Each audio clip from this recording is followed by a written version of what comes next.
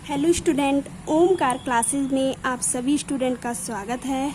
आज हम class 10th के साइंस में पुनः आपको बताएंगे प्रकाश का अपवर्तन, रिफ्लेक्शन ऑफ लाइट किसे कहते हैं या क्या होता है। तो चलिए देखते हैं। प्रकाश किरण के एक माध्यम से दूसरे माध्यम में जाने पर अपने मार्ग से विचलित होने को प्रकाश का अपवर्तन कहते हैं। यदि अपवर्तित किरण आपतित किरण के सापेक्ष अभिलंब की ओर झुक जाती है तो दूसरे माध्यम को पहले माध्यम के सापेक्ष सघन कहते हैं। परंतु यदि अपवर्तित किरण के सापेक्ष अभिलंब से दूर हट जाती है तो दूसरे माध्यम को पहले माध्यम के सापेक्ष विरल कहते हैं। चलिए देखते हैं फिगर से। ये हमारा फिगर है। हम सभी जानते हैं कि प्रकाश सरल रेखा में गति करता है, लेकिन ये तभी होता है जब प्रकाश किरणें एक ही माध्यम में गति करती है। परंतु जब प्रकाश की किरणें एक पारदर्शी माध्यम से दूसरे पारदर्शी माध्यम में जाती है तो वह अपने मार्ग से क्या होती है, विचलित हो जाती है या उसका मार्ग बदल जाता है, या कहा जाए तो उसकी सरल रेखीय गति नहीं होती है। इसी क्रिया को प्रकाश का अपवर्तन कहते हैं। चलिए इसी को चित्र के माध्यम से समझा देते हैं। इस चित्र में अलग अलग माध्यम लिया गया है। ये माध्यम 1 है, ये माध्यम 2 है। तो पहले वाले चित्र में देखते हैं, इसमें एक माध्यम वायु है। देखिए वायु है ना, इसमें एक माध्यम वायु है जिसे विरल माध्यम कहा गया है। ये वायु है, इसे कौन सा माध्यम कहा गया है, विरल माध्यम कहा गया है। और दूसरा माध्यम कांच है। क्या है दूसरा माध्यम? कांच है, जिसे सघन माध्यम कहा गया है। अब सघन माध्यम क्या है, विरल माध्यम क्या है, इसका अर्थ क्या है, चलिए जानते हैं, तब आगे बढ़ते हैं। तो जिस माध्यम में प्रकाश की चाल अधिक होती है, कह रहे हैं जिस माध्यम में प्रकाश की चाल अधिक होती है उसे विरल माध्यम कहा जाता है। मतलब जिसमें प्रकाश की चाल अधिक हो वो हो गया विरल माध्यम, और जिस माध्यम में प्रकाश की चाल कम होती है उसे सघन माध्यम कहा जाता है। समझ में आया कि विरल माध्यम किसे कहते हैं और सघन माध्यम किसे कहते हैं।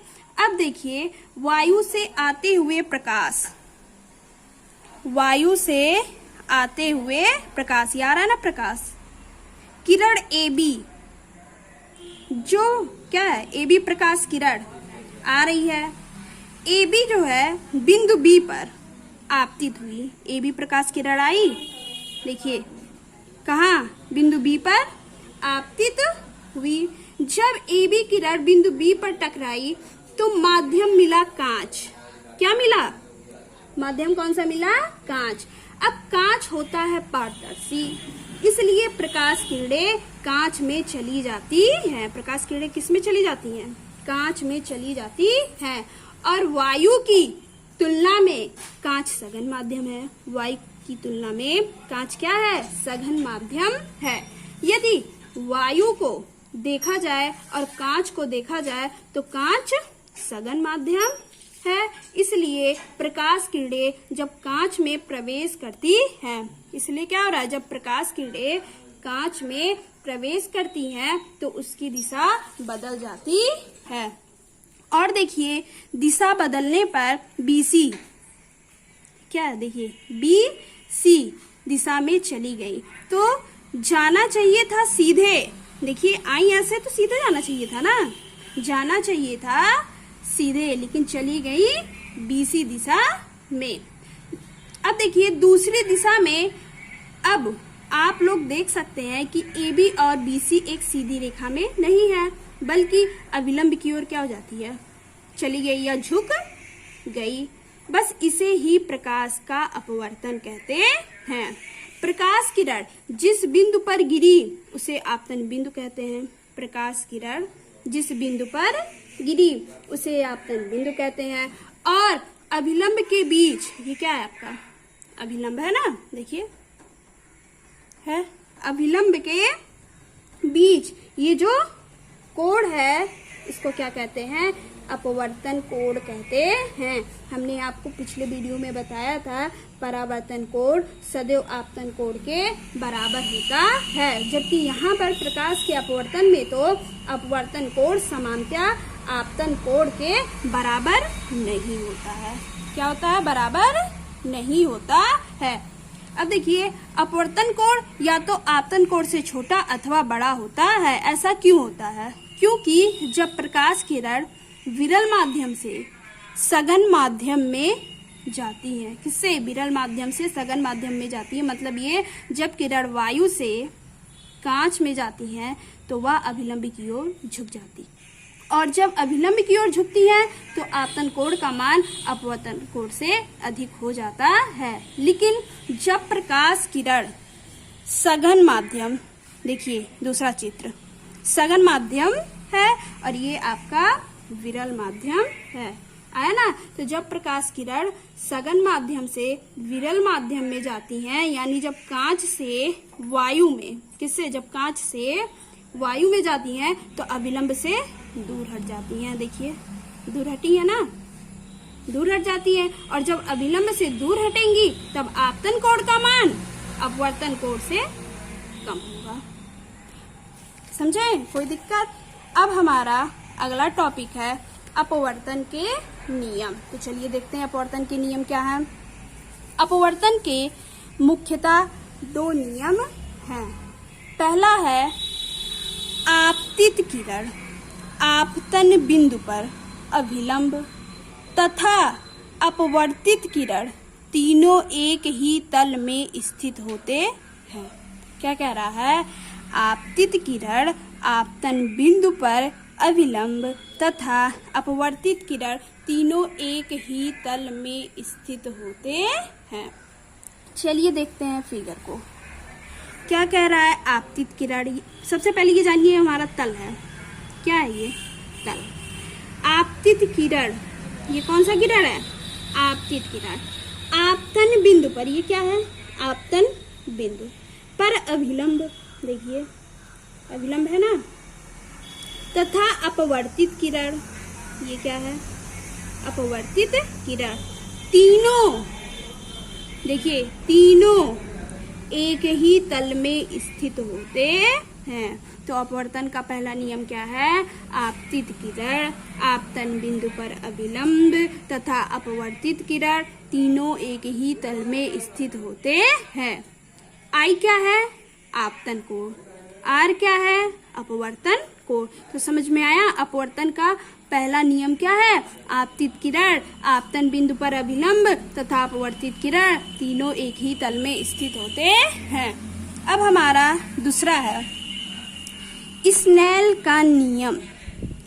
जब कोई प्रकाश की किरण किसी एक माध्यम से दूसरे माध्यम में प्रवेश करती है तो उनके आपतन कोण की जया साइन आई तथा अपवर्तन कोण की जया साइन आर का अनुपात एक नियतांक होता है। इस नियम को हम स्नेल का नियम भी कहते हैं। जब कोई प्रकाश की किरण किसी एक माध्यम से दूसरे माध्यम में प्रवेश करती है तो उनके आपतन कोण की जया साइन आई तथा अपवर्तन कोण की जया साइन आर का अनुपात एक नियतांक होता है, और इसी को ही हम कहते हैं स्नेल का नियम। तो चलिए समझते हैं कि स्नेल का नियम क्या है। कह रहा है जब कोई प्रकाश की किरण किसी एक माध्यम से दूसरे माध्यम में प्रवेश करती है, हमने आपको बताया पहले ही कि एक माध्यम से आई तो क्या होगी, दूसरे माध्यम में गई यानी कि प्रवेश करती है, तो आपतन कोण की जया तथा अपवर्तन कोण की जया का अनुपात क्या हो जाएगा, एक नियतांक हो जाएगा। यदि आपतन कोण आई तथा अपवर्तन कोण आर हो तो देखिए sine i upon sine R equal to 1 और 2 इक्वल टू नियतांक कहा है ना, अनुपात एक नियतांक होता है। अब देखिए साइन आई क्या है, साइन आई क्या है, जया है ना। अब साइन आर क्या हो गया, और जया है, किसकी जया है, आपतन कोण की जया। साइन आर क्या है, अपवर्तन कोण की जया। अब आपका देखिए जहां 1 and 2, इसको ऐसे पढ़ सकते हैं, इसे हम ऐसे भी पढ़ सकते हैं, माध्यम 1 के सापेक्ष माध्यम 2 का अपवर्तनांक है। 1 and 2 क्या है, माध्यम 1 के सापेक्ष माध्यम 2 का अपवर्तनांक है। अब हमारा अगला टॉपिक है अपवर्तनांक किसे कहते हैं। तो चलिए देखते हैं अपवर्तनांक किसे कहते हैं।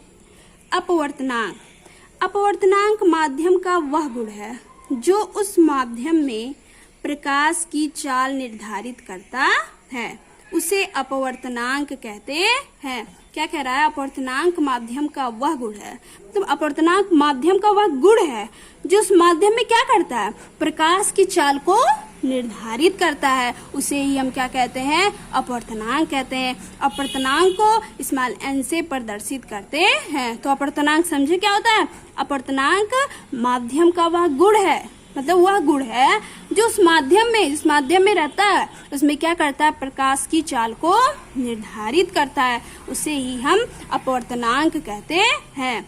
अपवर्तनांक को स्मॉल n से प्रदर्शित करते हैं। अब हमारा अगला टॉपिक है अपवर्तनांक एवं प्रकाश की चाल। तो चलिए देखते हैं अपवर्तनांक एवं प्रकाश की चाल। एक माध्यम के सापेक्ष दूसरे माध्यम का अपवर्तनांक उन माध्यमों में प्रकाश की चाल या चालों के अनुपात के बराबर होता है। एक माध्यम के सापेक्ष दूसरे माध्यम का, आपको मैंने बताया था एक माध्यम से दूसरे माध्यम में जाती थी पहले, इसके पहले मैं बताई हूँ। तो एक माध्यम के सापेक्ष दूसरे माध्यम का अपवर्तनांक उन माध्यमों में प्रकाश की चालों के अनुपात के क्या होता है, बराबर होता है। तो चलिए देखते हैं कैसे। उदाहरण के लिए वायु के सापेक्ष कांच का अपवर्तनांक, किसके, वायु के सापेक्ष कांच का अपवर्तनांक। तो देखते हैं वायु के सापेक्ष कांच का अपवर्तनांक बराबर क्या होगा, वायु में प्रकाश की चाल क्या हो गई, c, कांच में प्रकाश की चाल Vg। अब आप सोचोगे Vg, तो G आपका है ग्लास यानी कि कांच। तो इसी प्रकार वायु के सापेक्ष जल का अपवर्तनांक देखते हैं। A क्या लिखा है, ANW, तो इसको हम कैसे पढ़ेंगे, वायु के सापेक्ष जल का अपवर्तनांक C/V/W। W क्या है, जल, क्या है, वाटर। तो ANW/ANG वायु के सापेक्ष जल का अपवर्तनांक बटे वायु के सापेक्ष कांच का अपवर्तनांक बराबर VG/V/W। तो ये G क्या है आपका, ग्लास यानी कि कांच, और W क्या है आपका, वाटर यानी कि जल।